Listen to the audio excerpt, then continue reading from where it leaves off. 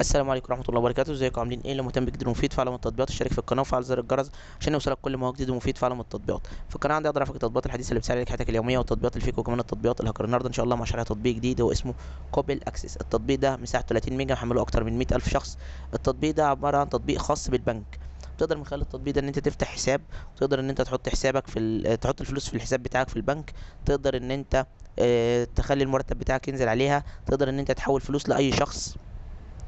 تقدر ان انت تستقبل فلوس برضو من اي شخص عن طريق الحساب بتاعك، والفلوس بتنزل في الحساب بتاعك على طول. تقدر تحصل على فيزا كارت ان انت تعمل بيها آه، تسحب منها فلوس من اي مكنه، او تدفع بيها في اي ماركت او في اي شراء اونلاين.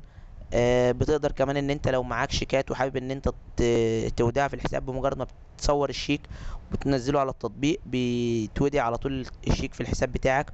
تقدر برضو تطلع على الحساب بتاعك وتقدر تعرف المعاملات اللي تمت عليه خلال مثلا اسبوع فات او خلال شهر فات.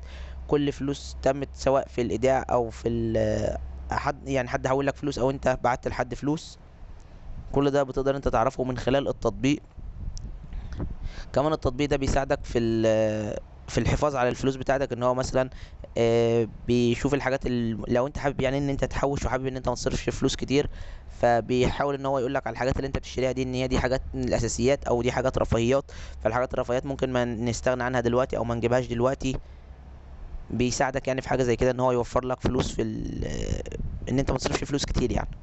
ده الغرض من التطبيق وده فايدة التطبيق. مشكلة التطبيق ان هو بيتضمن اعلانات وبيطلب منك الاشتراك وشراء التطبيق، بالاضافة انه بيكون فيه بعض الرسوم على التحويلات لما انت تيجي تحول لحد فلوس. بالاضافة ان التطبيق كله باللغة الانجليزية ومفهوش لغة عربية. التطبيق ده تطبيق موجود في دولة المكسيك، لا مصري ولا عربي ولا في اي دولة تانية. بس كده ده يعتبر ابسط شرح التطبيق. بالنسبه للمميزات والعيوب، لو عجبك شرح التطبيق تدوس لايك للفيديو. لو عايز شرح تطبيق معين ريسيبلي في الكومنت. لو شفت ميزه او عيب للتطبيق فيتحدث من التحديثات القادمه اكتبها في تعليقات الفيديو. شكرا، سلام عليكم.